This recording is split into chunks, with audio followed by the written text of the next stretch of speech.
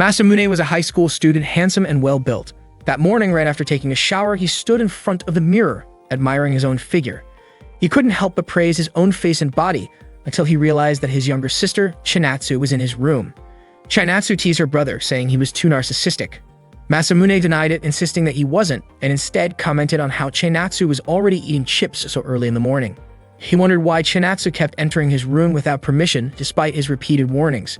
Chinatsu, on the other hand, was puzzled about why Masamune seemed to ignore their sibling bond ever since they had lived apart for a while. Masamune looked at an old photo of himself and swore that he would never again become the timid, weak boy he once was. Not long after, their mother, Kinyue, entered the room and told them she had already prepared breakfast. Every dish she made was packed with calories because she believed it would spark Masamune's appetite. But Masamune refused to eat. Kinyue immediately looked hurt, thinking that her son must hate her, especially now that they were living under the same roof again. Chinatsu suspected the real reason was because Masamune had already lost a lot of weight compared to before. Without touching the food, Masamune decided to leave for school. Instead, he chose to drink some milk, explaining that he just couldn't eat high-calorie food in the morning. At that time, his personal motto was simple. The most important thing was to be handsome because good-looking people were special. On his way to school, several female students turned their heads to look at him. Passing by the tennis courts, he paused for a moment to watch a few girls practicing. Suddenly, 3 of them started scolding an awkward-looking boy who they thought had been taking pictures of them. The boy nervously insisted that he had only been texting on his phone. One of the tennis players then recognized Masamune as the new transfer student from last week and invited him to join their practice. Masamune politely turned her down. More girls began to gather around, admiring how high his entrance exam scores were and how well he had played in sports. Hearing those compliments, Masamune smiled. He then praised the girls for practicing so early in the morning, which made their faces turn red, and they shouted excitedly after hearing his kind words.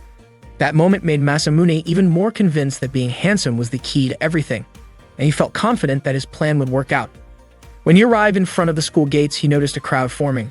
Everyone was talking about how Shijio had confessed his feelings to the so-called cruel princess. Among the students, Shijio was seen as a cool upperclassman, and many believed that even the cruel princess would eventually accept him. Soon enough, she appeared on the school rooftop. Shijio's excitement grew, and he called out to her with a nickname, comparing her to a shy Rapunzel. He asked her to give him an answer right there in front of everyone. The cruel princess smiled and purposely used her microphone so everyone could hear. She thanked Shijio for his confession, but explained that she had asked one of her friends to look into his background. What she discovered shocked the crowd. She revealed that Shijio had bought a certain comic book and secretly hid it inside one of his school textbooks. The students gasped. She continued by pointing out his habit of staring at girls' arms in ways that didn't seem respectful. On top of that, she even mentioned an online fantasy story Shijio had written, where the main character just so happened to share his name. Hearing this, many of the female students quickly distanced themselves from him. Shijio tried to defend himself, saying it was just a misunderstanding. The cruel princess didn't stop there. She even made fun of a mole on his chest, giving him an embarrassing nickname, and boldly wrote that nickname on a long banner for everyone to see. Shijio's confidence collapsed, leaving him humiliated in front of the entire school. Masamune, watching the whole scene, realized how ruthless the cruel princess could be. Later, Masamune headed to his classroom. He thought that this school was truly intimidating, but he reminded himself that he couldn't be discouraged over something like that. His real challenge had only just begun. Suddenly, near the staircase, he accidentally caught sight of the cruel princess again, and their eyes met. Memories from his childhood came flooding back. He remembered a time when he had confessed his feelings to a girl, only to be rejected harshly and insulted. That painful moment had haunted him in his dreams ever since. Masamune woke up startled in class, surprising his classmates. Tae, the class representative, walked up to him and pointed out how soundly he had been sleeping. Masamune already knew who she was, and Tae was glad to see how quickly he was adapting to the new school. That was when Masamune realized something. Being handsome meant that no one scolded him, even when he fell asleep in class. Not long after, Kojuro brought some food for him. Masamune thanked her warmly. She had bought him bread stuffed with noodles, which looked like it had the same amount of calories as a full lunch. Masamune thought to himself that he would just do more sit-ups later at home. Kojuro admitted that she admired how Masamune stayed humble despite his good grades and athletic skills. She was a popular student herself, and in Masamune's eyes, she seemed like someone destined to be adored. According to Kojuro, there was another student in the school whose grades were just as good as his. Right at that moment, the cruel princess appeared with her attendant. She was looking for a boy named Akio, and turned to Masamune and asked if Akio was in their class. Not long after, Akio raised his hand. The so-called sadistic princess was named Aki. She walked up to him and read aloud the love letter that Akio had sent. The letter said that Akio had fallen in love when he saw Aki looking elegant during gym class. Aki then concluded that Akio must have enjoyed staring at her legs when she wore shorts. Without hesitation, she mocked him by giving him the nickname Pudding Prince and tore the letter to pieces right in front of him. Akio was deeply embarrassed and Aki left the classroom right after. Masamune was puzzled by Aki's behavior. Kojuro explained that Aki was one of the top students in their year and also very beautiful, though her personality was completely different from Masamune's. The rumor going around was that Aki despised boys and anyone who dared to approach her would be given an insulting nickname and rejected instantly. That was why she earned the title of the sadistic princess, and her real name was Adagaki Aki. Hearing that name, Masamune was shocked. Aki was the heiress of the Adagaki group. He quickly went outside to confirm it, and sure enough, he recognized her. He never expected to meet her this soon. During the lunch break, Aki sat with a group of girls. They offered her all kinds of snacks, while Masamune observed from a distance. Just as Kojuro had mentioned, Aki was always surrounded by many attendants. She acted kindly towards Sonoka, even fixing the bow on her hair that had gone slightly crooked. According to Kojuro, many girls admired Aki because she was bold and spoke her mind openly. Out of everyone, the one truly close to Aki was Yoshino. Masamune, who had been taking notes about everything related to Aki, asked Kojuro if he knew about Aki's likes, dislikes, or habits. Kojuro admitted that he did not know much, but he had heard that Aki always ate lunch alone. And indeed, after enjoying some snacks, Aki separated from Yoshino to look for a place to eat by herself. Masamune thought Aki was like a queen, surrounded by female students but always alone at lunchtime. This made him even more interested in finding out more about her. Kojuro suggested that Masamune should probably not get involved, but Masamune reassured her not to worry. He then hurried after Aki, but unfortunately, he lost track of her. He searched the library, the classroom halls, and even up in the trees, but Aki was nowhere to be found. Then Masamune spotted Yoshino walking quickly while glancing around cautiously. This made him suspicious. Yoshino checked her surroundings again before entering the sports equipment storage room. Masamune was curious about what she was doing there and decided to follow. Inside the storage room, Eki scolded Yoshino for taking too long to buy her a pork sandwich, saying she'd been kept waiting. Masamune felt relieved he had finally found her. But then, just as he was about to step closer, a spider dropped right in front of his face. Startled, Masamune screamed and ended up barging into the storage room. He quickly smiled and apologized, saying he had wandered into the area by accident. Aki, however, did not believe him so easily. She suspected that he had been deliberately looking for her. Masamune was surprised to see that Aki was having lunch in the sports equipment room, with a meal that looked more suited for a construction worker than a refined princess. Aki told him to leave immediately. Masamune mentioned that there were plenty of sporty girls who ate just as much, but then he was shocked to realize that Aki had not only one lunchbox but also the sandwich Yoshino had just bought. Embarrassed, Aki admitted that she would get too hungry if she only ate a regular portion.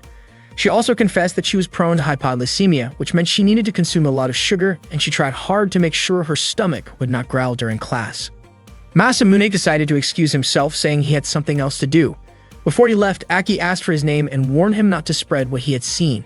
Masamune, however, felt that he had just discovered an important secret. From that day on, Masamune started greeting Aki more often, in the hallways when she was with friends and even in the library. During gym class, Kojuro mentioned that rumors were spreading around the school. People were saying that Masamune had grown close to Aki, and some even bet that the so-called sadistic princess would eventually fall for him. Masamune thought the truth was far from what his classmates imagined. In reality, Aki had become much harsher toward him, and he wondered how such rumors had even started. He believed no one would ever believe that a beautiful girl like Aki actually ate portions big enough for a laborer. One afternoon, Aki glanced out of her classroom window and sent Masamune a note telling him to go back to his cage. Just then, a ball thrown by Kojuro accidentally hit Masamune on the head. His friends worried and suggested that he go to the student infirmary, but Masamune assured them that he was fine. After school ended, Aki's friends said goodbye and left. Aki walked ahead while Yoshino stumbled behind carrying Aki's bag. Aki called out to Yoshino, asking her to buy some food because she felt like she was about to faint. Sonoka, in her usual blunt way, ordered Yoshino to hurry and get the food. Yoshino obeyed and ran down the street toward her shop. At that moment, Aki felt puzzled. She thought her lunch portion had been more than enough, yet it seemed her body was burning calories too quickly. She grew irritated because Yoshino was taking too long to come back. Suddenly, Akio showed up and asked whether Aki was going on a date with Masamune. Clearly upset, Akio yanked Aki's long hair and scolded her for tearing up the letter he gave her, while still accepting Masamune's letter. He even said that being handsome must feel good. Aki told him to let go, but Akio lashed out, saying Aki had always looked down on others. He then pulled a pair of scissors from his pocket and held them up threateningly. Aki could only close her eyes tightly, bracing herself.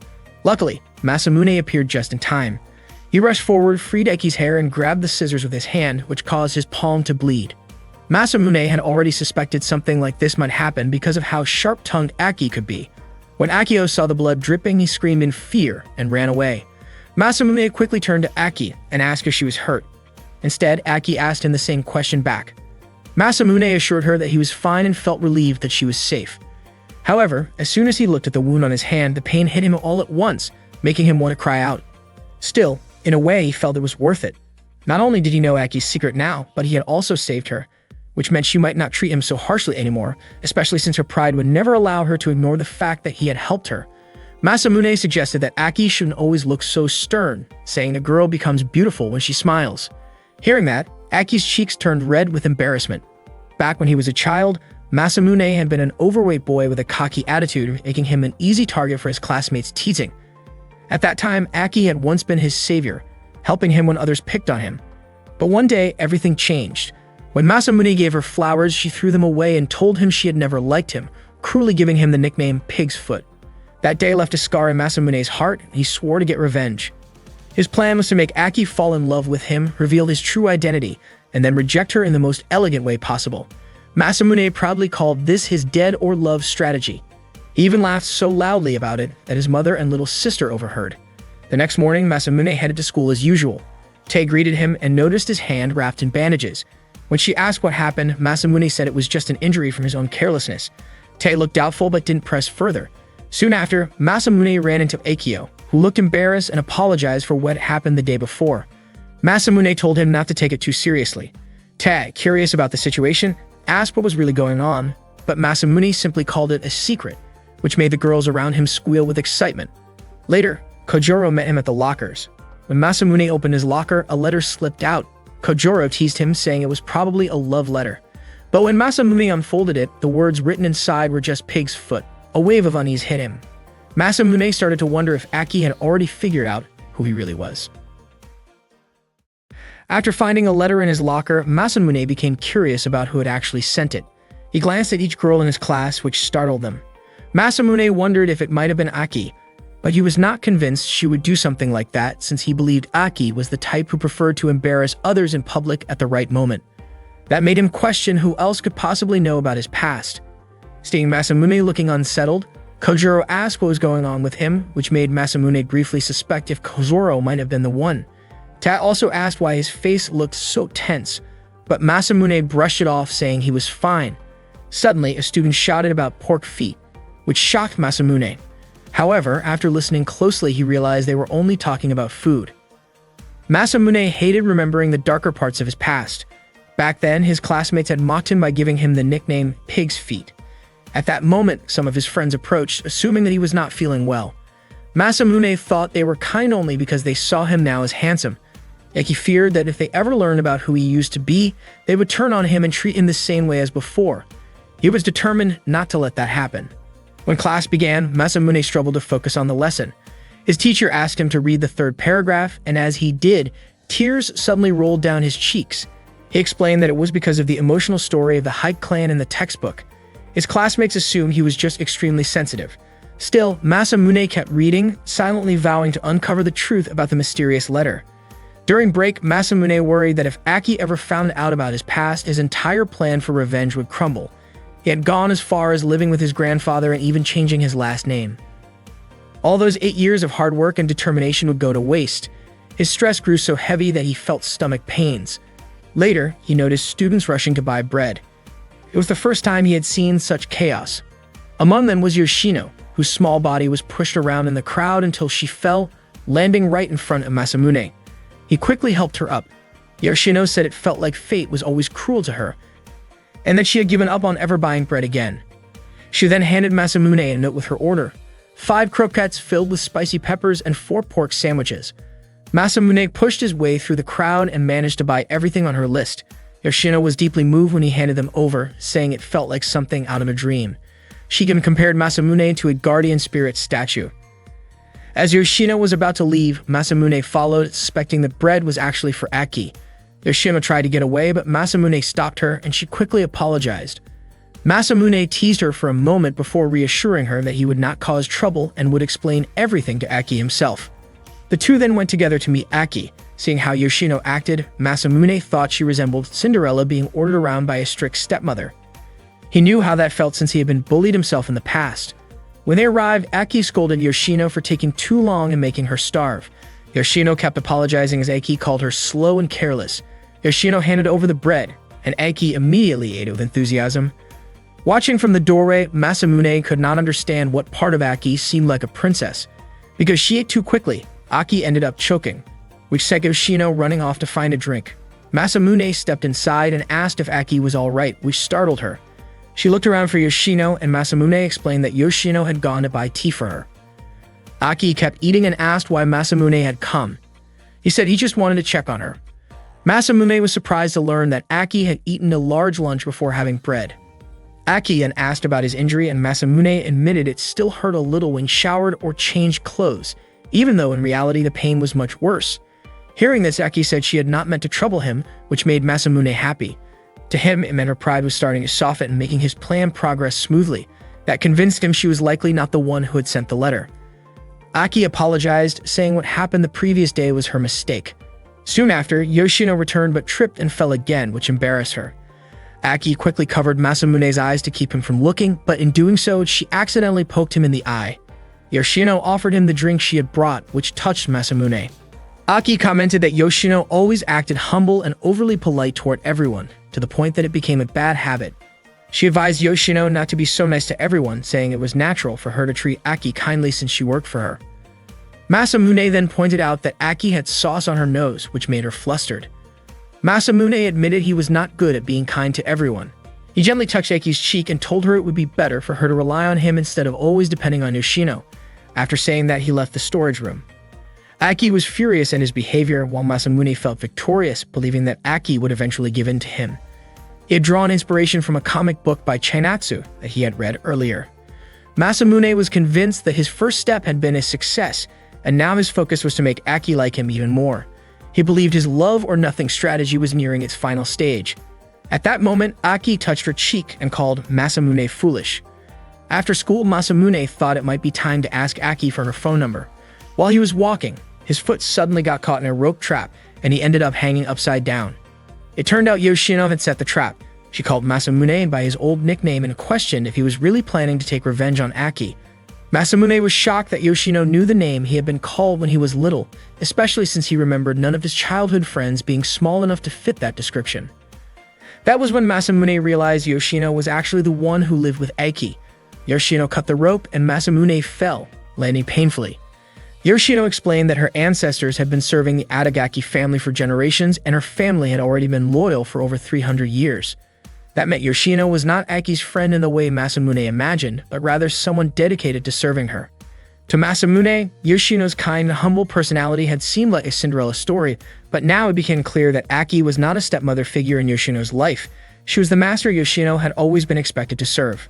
Masamune felt tricked by Yoshino's demeanor and thought his plan for revenge might have to end there. He told her she was free to laugh at him, and he admitted he did not regret showing Aki what it felt like to be treated the way she had treated him. Surprisingly, Yoshino did not take issue with his plan and even offered to help him. The next day, Aki was surrounded by her friends Mary, Hikune, and Sonoka, who followed her almost like attendants.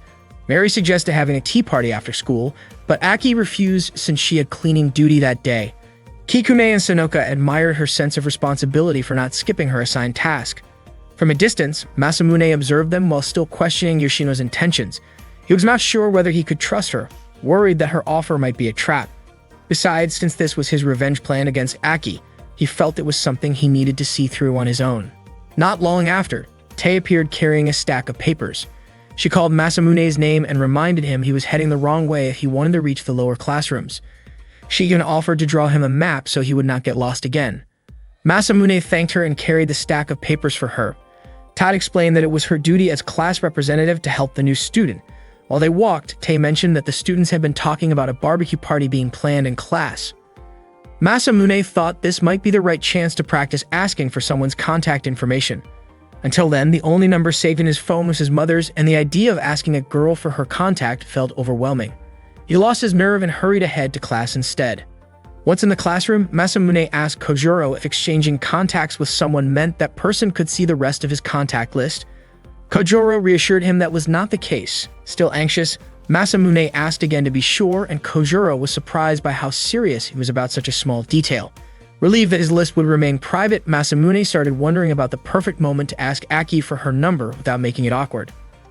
A little later, someone from another class announced that one student was missing from the cleaning duty rotation, and they needed a replacement until summer. Tat wanted to volunteer, but could not because she had club activities that day. Since Masamune was not yet part of a club, he offered to take the spot. After school, Masamune joined the cleaning duty. To him, this was a golden opportunity to be near Aki. He greeted her, but she ignored him. Assigned to clean the classroom windows, Masamune grew frustrated over the phone number issue. He worried that if people found out about his embarrassing past nickname, they would see him as a loser and no girl would want to be with him. For a moment, he began to think that making Aki fall for him might be nothing more than an impossible dream. At that moment, Tae approached him to apologize for giving him extra trouble. Masamune brushed it off and told her not to feel guilty, but Tae admitted she often caused others problems. She compared herself to Masamune, who always seemed willing to help others without complaint. Masamune realized this might be his chance, and he suspected Ta had purposely waited until he was alone. Ta commented that the barbecue party would probably be fun, but suggested that going to the movies together might be even better. Masamune's imagination ran away with him. He pictured sitting next to Ta in a theater, their hands brushing against each other, watching a horror film that might lead her to grab his arm in fear, and afterward heading to a cafe to talk about the movie, something that felt very much like a date. The thought made his face turn red, and for a moment, he almost forgot about his original plan. Masamune had not said anything yet, but Ta noticed that he was busy and quickly apologized for asking him out of the blue. After Ta left, Masamune began to wonder if maybe he was becoming popular. He felt genuinely thankful to Ta for boosting his confidence. Suddenly, Aki showed up, saying that she was looking for a new bucket. Masamune felt extremely embarrassed since his face was still showing how happy he had been. Aki again asked if Tae was even part of the committee. Masamune admitted that Tae was only talking with him earlier, but it seemed like Aki had overheard their conversation. She pointed out that Masamune was lucky because he seemed popular. Masamune smiled and suspected that Aki might have sounded a little jealous, since her voice carried a lot of emotion. He said it would be pointless to date someone he did not truly like. Aki asked him which girl he actually wanted. Masamune boldly admitted that he wanted to date her and made it clear that he wanted her to be his girlfriend. Aki smiled and thanked him, which Masamune interpreted as her accepting his feelings. Excited, he asked for her contact and Aki agreed. Masamune could hardly believe it was that easy, and his confidence grew even stronger. However, Aki explained that her phone was being repaired at the moment and promised to give it to him during the next cleaning duty. Masamune then suggested that they meet again at the same time in that classroom. A week later, Aki never showed up at the promised place. Masamune grew bored from waiting until he noticed a letter near the blackboard. When he opened it, he found a clue that led him to check inside the teacher's desk drawer. Inside, he found an origami with another clue pointing to the broom closet. He quickly opened the broom closet and found yet another note leading him to the desk in the back. When he followed the instructions, he found a clue inside a cage. After opening it and being startled by the animals inside, he discovered a final note telling him to return to where it all started. Looking out the window, Masamune saw Aki holding up a rolled piece of paper, revealing that she was rejecting him. She smiled and walked away. Seeing this, Masamune grew upset because he realized Aki had been toying with him. Just then, Yoshino appeared and commented that he was simply unlucky. Yoshino explained that she was actually there to take Aki's place for cleaning duty. Masamune told her she could laugh at him if she wanted, but Yoshino calmly said that he was too naive. If he had trusted her from the start, she could have given him Aki's contact and he might have even been able to go on a date with her. Yoshino then wrote her own contact into Masamune's phone. That day, Ta shared some news with her friends. Based on a teacher's meeting, if even one student in the class got a failing grade, then the entire class would have to attend extra lessons for a full month. Tae's face turned red when she looked at Masamune, and she asked what he thought about it. Masamune said everyone just needed to study harder. Tae was convinced that Masamune would take the test with ease, but Masamune pointed out that the one who was always relaxed about exams was actually Kojuro. Kojuro really didn't seem worried. For her, what mattered most was trying her best. She even admitted that during the last midterm her scores were all single digits, and this time she hoped to at least get double digits. Masamune was shocked to realize how poorly Kojuro had done before. Tae was sure Kojoro would end up in the extra lessons, and she joked about Kojoro looking like she fit a certain type if she lost even more weight. Masamune was caught off guard by Tae's unusual hobby. Tae added that no matter how delicate a guy looked, he was still a guy. Masamune placed his hand on Kojoro's shoulder and suggested she start studying harder right away. Tae got excited, imagining that Masamune and Kojoro might end up spending time together. After school, Masamune invited Kojoro to join him in this self-study room. At first, he wanted to check just how much Kojoro understood, but Kojoro believed it was already too late to start. Masamune wondered how she even managed to get accepted into the school. Kojoro said that was one of the 7 wonders of the school. Masamune then asked what the other 6 were, and to his surprise, the conversation matched something Yoshino and Aki had said before. Unexpectedly, Aki and Yoshino were also in the study room.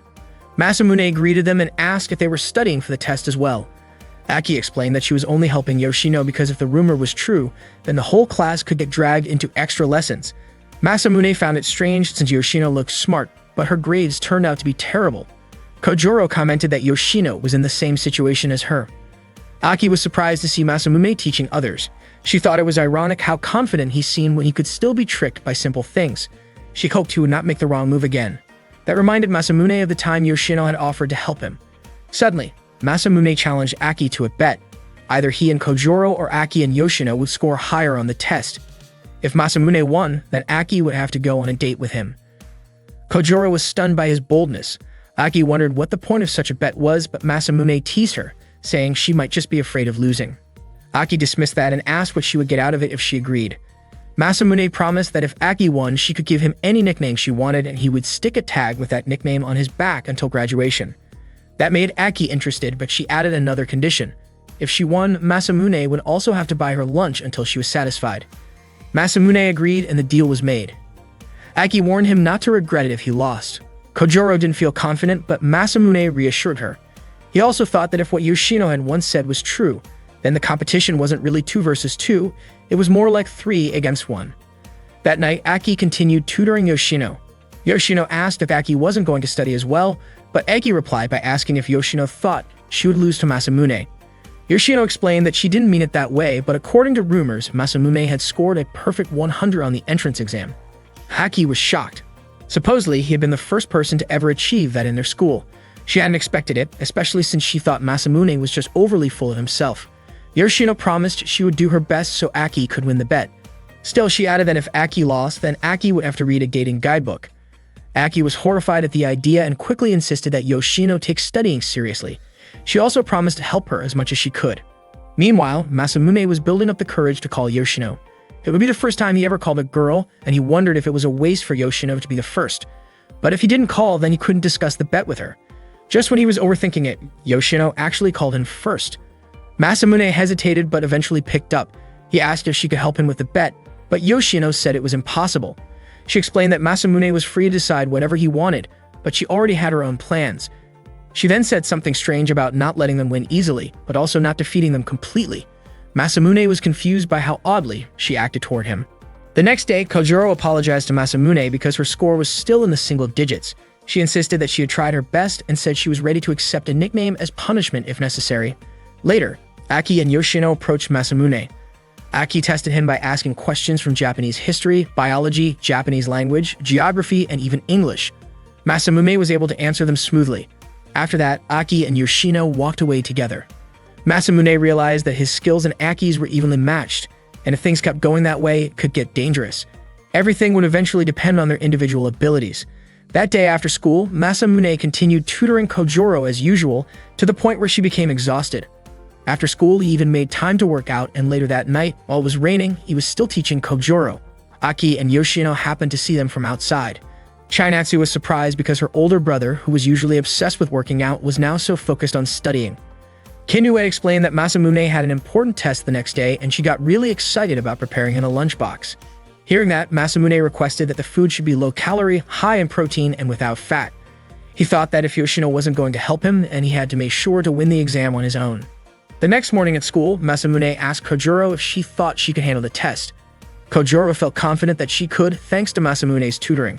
That day, only the math exam was left in the afternoon, and Masamune felt certain she would do well, since he had been so patient in teaching her math. That meant their chances of success were high. Kojiro then invited Masamune to grab something to eat since she was hungry after all their hard work. Before that, Masamune went to buy drinks. At the vending machine, he ran into Yoshino. She apologized to him, but Masamune said it was fine because he had started the competition in the first place. It would be strange to rely on her anyway, and the competition actually gave him motivation to study harder. He was very confident he wouldn't lose. Yoshino then handed him a drink, wishing him good luck on the test. Masamune was confused since Yoshino hadn't helped him at all but was now showing support. Yoshino replied that it no longer mattered and walked away, leaving Masamune wondering what she meant. When the exam started, the teacher reminded everyone to stay focused until the very end. Masamune felt relieved because the questions were similar to what he had studied. But then, out of nowhere, his stomach started to hurt badly. He suspected that the coffee Yoshino gave him had been spiked with something, and he grew frustrated.